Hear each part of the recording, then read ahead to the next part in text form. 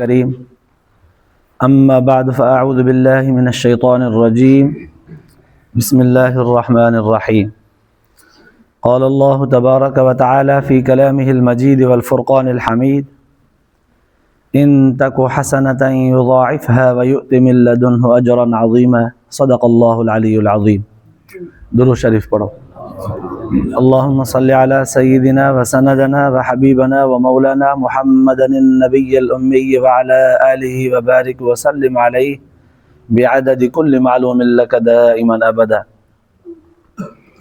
اللہ تبارک و تعالی قرآن پاک جے ان الفاظن جے اندر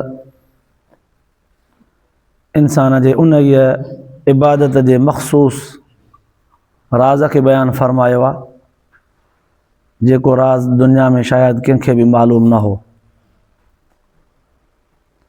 अल्लाह तबारक व ताला उन बाने के पसंद फरमाइंदो आहे जेको अल्लाह तबारक व ताला जे ज़ात जे आॾो झुकंदो आहे, इबादत कंदो आहे, क़ुरान पाक पढ़ंदो आहे, इस्तिग़फ़ार कंदो आहे, तस्बीह पढ़ंदो आहे, नफ़िल पढ़ंदो आहे, तहज्जुद पढ़ंदो आहे, पर वॾी मुहब्बत ऐं इख़लास सां पढ़ंदो आहे।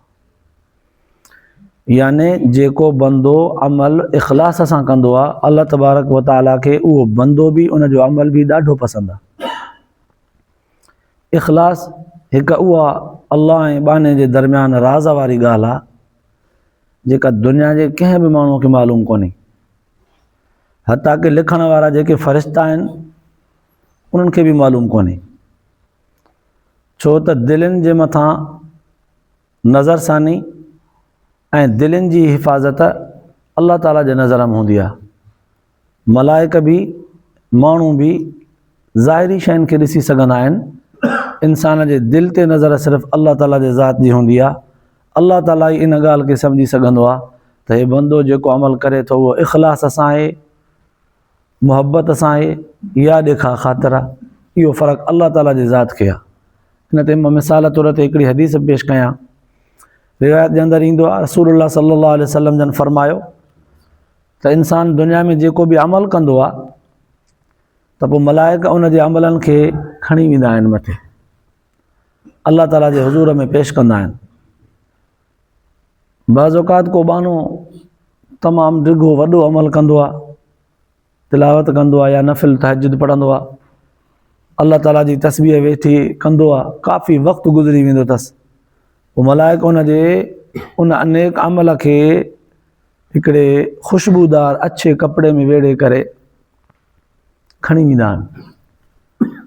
बाज़ औक़ात ईंदो आहे त निमाज़ खे बि ईअं खणी वेंदा आहिनि, पोइ तराना चवंदा वेंदा आहिनि, उन बंदे जी तारीफ़ कंदा वेंदा आहिनि, उन जा हमद उन जा गुण ॻाईंदा वेंदा आहिनि, केॾो प्यारो माण्हू आहे, केॾो इख़लास सां नेक अमल कयो अथई, ईअं उनखे खणी त वेंदा आहिनि पर उन जी तारीफ़ कंदा वेंदा आहिनि, उन बाने जी वाखाण कंदा वेंदा आहिनि त भलो माण्हू आहे, नेक आहे, सालिह आहे, अल्लाह ताला कमी पेशी माफ़ फरमाए। पोइ जॾहिं मथे खणी वेंदा आहिनि त अल्लाह ताला उनखे फरमाईंदो आहे हेॾे हेॾे हेॾे अचो, तव्हां रुगो बाने जे अमलनि जा मुहाफ़िज़ हो, दिलनि जो मुहाफ़िज़ मां आहियां। तव्हांखे ख़बर न आहे जेका उन जी तव्हां तारीफ़ कंदा था अचो उन अमल जो इख़लास सां कोन कयो आहे, जॾहिं तव्हां उन जी तारीफ़ था कयो, मूंखे ख़बर आहे इहो ॾेखा ख़ातिर कयो अथई, तंहिंजे करे इहो अमल असां वटि वज़न नथो रखे, असां वटि इन जी काई क़ीमत कान्हे, खणोसि जनम जे हवाले कयोसि, एॾो रब बेनियाज़ आहे।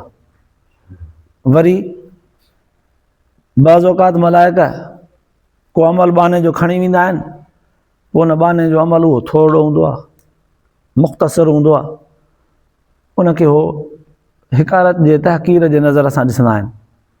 मिसाल तौर ते अल्लाह से माफ़ करे हीअं चवंदा आहिनि त नेमतूं अल्लाह ताला जूं कहिड़ियूं खाइनि पीअनि था ऐं वरी इबादत करण खां ॿरो, नफ़िल खां, तस्बीह खां, माफ़ी वठण खां, शुकुर करण खां ॿरो, हेॾे वॾे टाइम में हे बरकातूं, बसि हेॾे वॾे हिन 24 कलाकनि में हीअ हिकिड़ी तस्बीह, बसि मलाइका उन बंदे जे उन थोरे अमल ते खणी वेंदा आहिनि, इहो तबसरो कंदा वेंदा आहिनि।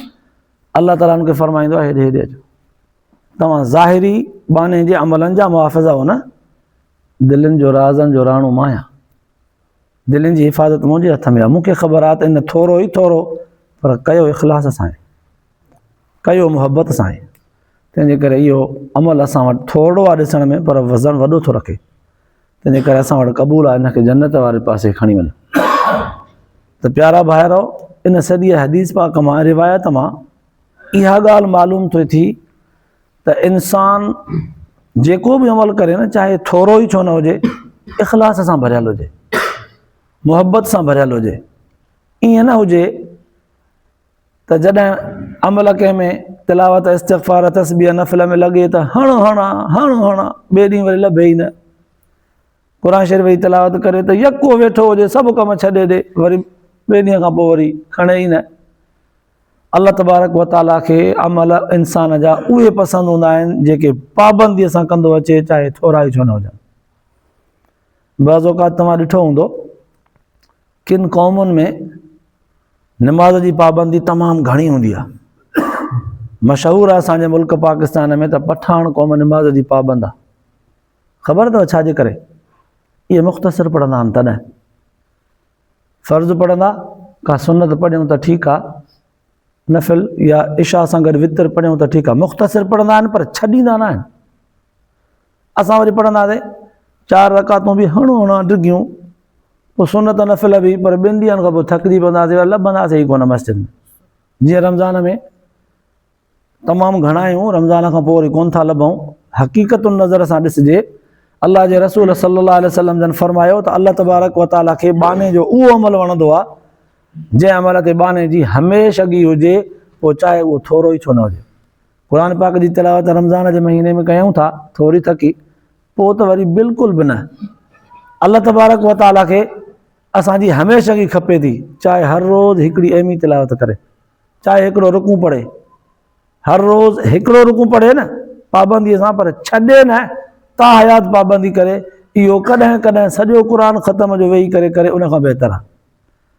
त पाबंदी हमेशगीअ वारी जेका आहे, चाहे थोरी छो न हुजे, अल्लाह ताला उन्हनि नेकियुनि जे मुतालिक़ फरमायो आहे, इन तको हसनतन, जेकॾहिं न हूंदी का तुंहिंजी नेकी, युज़ाइफ़हा, ॿीणो टीणो कंदासीं, वधाईंदासीं, वयुति मिन लदुन्हु अजरन अज़ीमा, ऐं असां उन नेकीअ जे बदिले तोखे अजर अज़ीम अता फरमाईंदासीं। जंहिं अजर खे अल्लाह तबारक व ताला अजर अज़ीम फरमाए, उन अजर खे तो ऐं मुंहिंजी तराज़ू तोरे न सघंदी। पर शर्त इहो आहे, इख़लास हुजे। इख़लास अञा मां ॿुधायां छाखे चइबो आहे।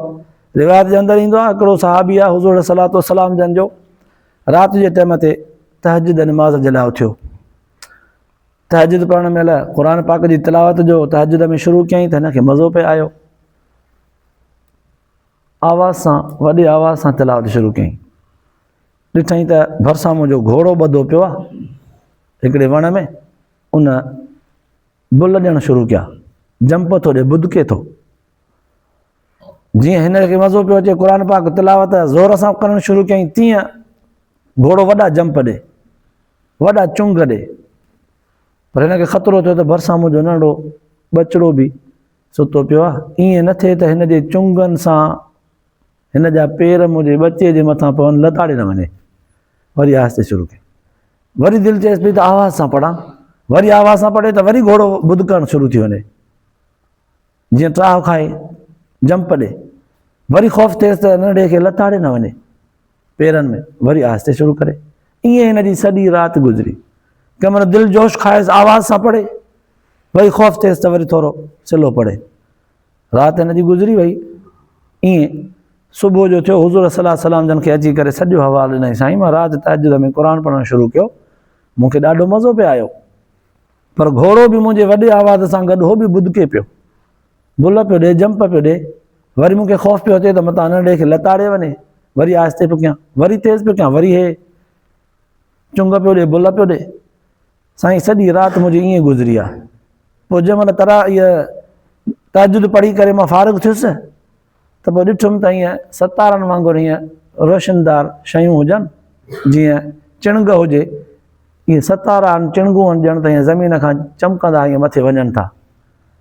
साईं मां इहो ॾिठो, अलाए छा हो। अल्लाह जे रसूल सल्लल्लाहु अलैहि वसल्लम फरमायसि त ये जेके तोखे चिणगूं नज़र आहियो न, चिणगूं कोन आहियूं, ये अल्लाह ताला जा नूरानी मलाइक हा जेके अर्श तां लही आया तुंहिंजो क़ुरान ॿुधण जे लाइ। पोइ न जेकॾहिं तूं वॾे आवाज़ सां पढ़ंदो रही आहे, तुंहिंजे छोकिरे खे त कोन लताड़े सघे हा घोड़ो, पर वॾे आवाज़ सां पढ़ंदो रही आहे त हीअ ज़मीन मदीने मुनव्वर जी मलाइकनि सां भरिजी वञे हा, माण्हू मलाइकनि खे ॾिसनि अखियुनि सां। पर तूं वरी कंहिं महिल आस्ते पियो थी वञे त तुंहिंजो आवाज़ु मथे मलाइकनि ताईं न पियो वञे त वरी रुकिजी पिया वञनि, जंहिं महिल पढ़ी पियो त लहनि पिया, जंहिं महिल बसि पियो करी त वरी हलिया पिया वञनि। मुसलसल पढ़ंदो अची हा त हीअ मदीने जी धरती मलाइकनि सां भरिजे हा, माण्हू बि ॾिसनि हा। इहो इख़लास जो आहे नतीजो। जंहिं बंदे वटि इख़लास हूंदो आहे, अल्लाह तबारक व ताला उन मुख़लिस बंदे जे थोरे अमल खे बि अहिड़ो चमकाईंदो आहे, सॼी दुनिया ॾिसंदी आहे। ॿुधो हूंदो तव्हां त हुज़ूर सल्लल्लाहु अलैहि वसल्लम जॾहिं पहिरियां इब्तिदा में हज़रत बिलाल खे चयो त आज़ान चओ, हज़रत बिलाल जंहिं मोहबत सां बीही करे मदीने में आज़ान चई न, अल्लाहु अकबर, बिना लाउड जे जेका आज़ान चई उहा पूरी दुनिया में अल्लाह ताला गूंजाए छॾी। उन दौर में, उन वक़्त में जेके वण टिण जानवर हैवान जेके बि उन वक़्तु ज़मीन ते मौजूदु आहे, उन्हनि सभिनी जे कननि ते आवाज़ चिटो पहुतो। बंदो जेको अमल कंदो आहे उन में इख़लास हूंदो आहे त अल्लाह ताला उनखे चमकाए छॾींदो आहे। रिवायत जे अंदरि ईंदो आहे, हिकिड़ो साहिबी हुज़ूर सल्लल्लाहु अलैहि वसल्लम जन वटि आयो, अर्ज़ु करणु लॻो त साईं रिया खां बि ॾाढो डपु आहे त मुंहिंजो को बि अमल रिया जे ॾेखार जे वर न चढ़ी वञे, पर साईं हिकिड़ी आदत मूं में थी वई आहे, अलाए छो मां माण्हुनि खां लिकाए अमल कंदो आहियां, पर बाज़ औक़ात कॾहिं कॾहिं माण्हुनि खे उन अमल जी ख़बर पइजी वेंदी आहे। पोइ माण्हुनि जे ज़बान ते जॾहिं मुंहिंजो उहो अमल ईंदो आहे न, माण्हू ॻाईंदा आहिनि, पोइ मूंखे वरी ख़ुशी बि थींदी आहे, साईं भई मुंहिंजो अमल अलाए क़बूल पवंदो अलाए न। अल्लाह जे रसूल सल्लल्लाहु अलैहि वसल्लम जन फरमायो त तूं लिकाए कर, पोइ माण्हुनि ताईं जेकॾहिं पहुची वियो ऐं माण्हुनि तुंहिंजी तारीफ़ कई त अल्लाह ताला तोखे इन ते 2 अजुर ॾींदो। हिकु लिकाए करण जे करे जीअं माण्हुनि खे ख़बर न पए, ऐं ॿियो अल्लाह ताला जे इन अमल खे माण्हुनि ताईं पहुचाए अल्लाह ताला जीअं ज़ाहिर कयो आहे, ॿिया माण्हू बि सिखंदा, डबल अजुर मिलंदो तोखे। त कॾहिं कॾहिं के शयूं रिया जे ख़ौफ़ खां लिकाए करण जो हुकुम आहे, त कॾहिं कॾहिं के अमल वरी ज़ाहिर करे ॾियण जो हुकुम आहे। ज़कात ज़ाहिर करे ॾिबी आहे, चिटी करे ॾिबी आहे। नमाज़ रोज़ो फ़र्ज़ी अहकाम जेके आहिनि चिटा करे ॾिबा आहिनि, भले हुन में माण्हू ॾेखार सम्झनि, अलबत्ता माण्हूअ जे दिलि में न हुजे ॾेखार। इहे शयूं ॾेखार ख़ातिर न करे कबियूं चिटियूं आहिनि, लिकाए कोन कबियूं आहिनि। बाक़ी राति वारा नफ़िल आहिनि, वॾियूं दुआऊं आहिनि, वॾी तस्बीह इस्तिग़फ़ार, इहे लिकाए कबा। जो माण्हू ईअं न चवनि त हल बाबा राति सॼी बीही करे इबादत कंदो आहे, वॾो तहज्जुद गुज़ार आहे, बंदो लिकाए अल्लाह ताला उन जी इहा नेकी मशहूरु करे माण्हुनि जे दिलनि में पाण विझंदो, मख़लूक़ात पाण उन सां मोहबत कंदी।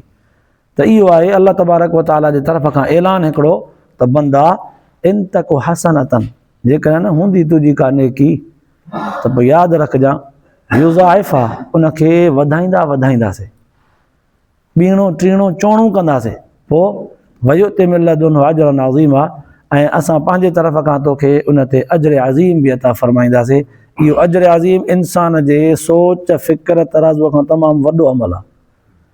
अल्लाह ताला छड़ा तव्हां असांखे बि इन अजर अज़ीम जो मुस्तहिक़ बनाए, ॿुधण ऐं ॿुधाइण खां पोइ अमल जी तौफ़ीक़ नसीब फ़रमाए, आख़िरत जे लाइ निजात जो ज़रियो बनाए। आख़िर दावाना अल्हम्दुलिल्लाहि रब्बिल आलमीन।